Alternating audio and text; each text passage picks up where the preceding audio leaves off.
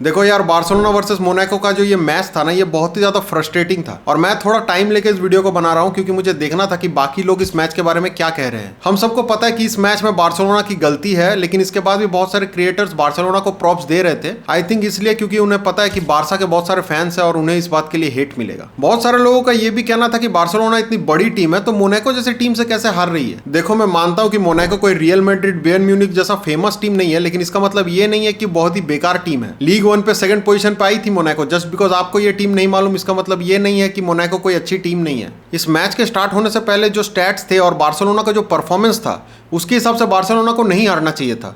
लेकिन ये मैच में जो हुआ वो बिल्कुल ही अनएक्सपेक्टेड था। और ये ला लीगा नहीं है, यहाँ पे एक मिस्टेक बहुत बहुत बहुत भारी पड़ सकता है। बार्सिलोना इस गेम के पहले क्लियर फेवरेट्स थी और उनका फेवरेट्स रहना बनता भी है, जिस तरह से उनका परफॉर्मेंस रहा है ला लीगा में। मैच के फर्स्ट 10 मिनट्स में आपको ये नॉर्मल बार्सिलोना का मैच ही लगेगा, जिसमें बार्सिलोना के पास काफी अच्छी पोजीशन भी थी। लेकिन ये 10th मिनट ही था जहां पे ये गेम पूरी की पूरी बदल गई। टर स्टेगन के सामने टोटल 3 बार्सिलोना के प्लेयर्स होने के बावजूद उसने मिस पास किया और मोनाको को बॉल दे दिया। और ऐसा नहीं था कि ये बॉल लॉन्ग पास था और मोनाको को बॉल हाफ ग्राउंड पे मिला। मोनाको को literally ball just D box के बाहर मिला। एरिक गार्सिया को पता चल गया था कि ये गारंटीड गोल है, इसलिए उसने अपने आप को सैक्रिफाइस किया और वहां पे एक टैकल किया। और ऑब्वियस सी बात है कि डी बॉक्स के बाहर आप इतना ब्रूटली टैकल करेंगे तो आपको कार्ड मिलेगा। गार्सिया को पहले येलो कार्ड मिलता है और अगर आपने मैच लाइव देखा हो तो आपको पता रहेगा कि कमेंटेटर चिल्ला रहे थे कि बच गया है गार्सिया, कि उसको सिर्फ और सिर्फ येलो कार्ड मिला। वहां पे 1-2 मिनट का केओस हुआ और उसके बाद रेफरी ने डायरेक्टली रेड कार्ड दे दिया गार्सिया को। गार्सिया को रेड कार्ड मिलते ही बार्सिलोना ने वापस से स्ट्रगल करना स्टार्ट कर दिया। अब बार्सिलोना सिर्फ और सिर्फ एक ही चीज कर सकता था, पेड्री को थोड़ा नीचे लाके डिफेंस को स्ट्रॉन्ग कर सकता था।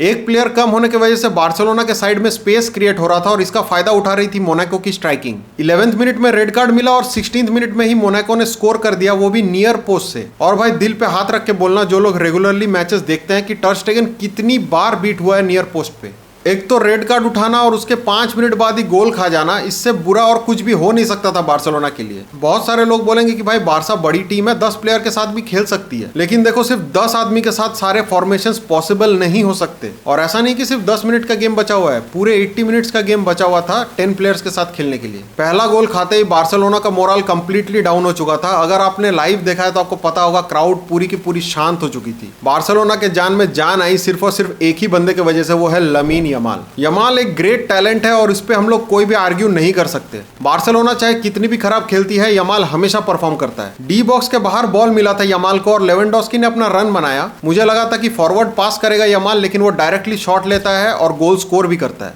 यमाल के गोल के साथ बार्सिलोना इक्वलाइज कर जाती है और यहां से फिर एक बार गेम बदल जाती है। बार्सिलोना के ऊपर जो प्रेशर था कंसीड कर लेने का, वो थोड़ा सा कम हो जाता है और बार्सिलोना फिर से अच्छा खेलने लग जाती है। बार्सिलोना को प्रेस करने में ज़्यादा दिक्कत नहीं आ रही थी। जो दिक्कत आ रही थी वो है डिफेंस में। एक डिफेंडर कम था और बहुत सारा स्पेस क्रिएट हो रहा था। सेकेंड हाफ के स्टार्ट होते ही बार्सिलोना बहुत अच्छा पकड़ बना लेती है अपना गेम में, लेकिन मोनाको के स्ट्राइकर्स बहुत ही ज्यादा फास्ट थी और बहुत ज्यादा दिक्कत दे रही थी इस आधे अधूरे डिफेंस को। 71st मिनट पे मोनाको अपना सेकंड गोल स्कोर करता है और मानो या ना मानो, लगभग सभी को समझ में आ चुका था कि बार्सिलोना ये मैच अब हार चुकी है। अब इस मैच में ना बहुत सारे आर्ग्यूमेंट्स है, जरा उसको समझते हैं। बहुत सारे लोगों का कहना है कि एरिक गार्सिया को अपने आप को सैक्रिफाइस नहीं करना चाहिए था। अगर एक गोल खा भी जाती तो बार्सिलोना रिकवर कर सकती थी, एंड आई अग्री।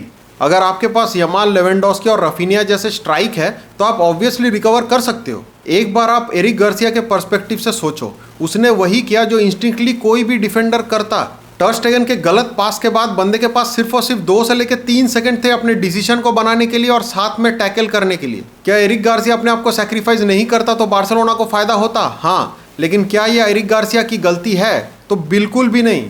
अगर तुमने भी फुटबॉल खेला है ना, चाहे गली में भी खेला हो, और तुम डिफेंस कर रहे होते, तुम भी वही करते जो गार्सिया ने किया है। इस पूरे मैच में सिर्फ और सिर्फ एक ही बंदे की गलती है, जो बार्सिलोना का कैप्टन भी है, टर स्टेगन। बस लेफ्ट में राइट में 2-2 प्लेयर्स ओपन थे बार्सिलोना के, वहां पास नहीं देकर जो गलती की ना टर स्टेगन ने, उसके वजह से ये पूरा का पूरा वो मैच हार गए।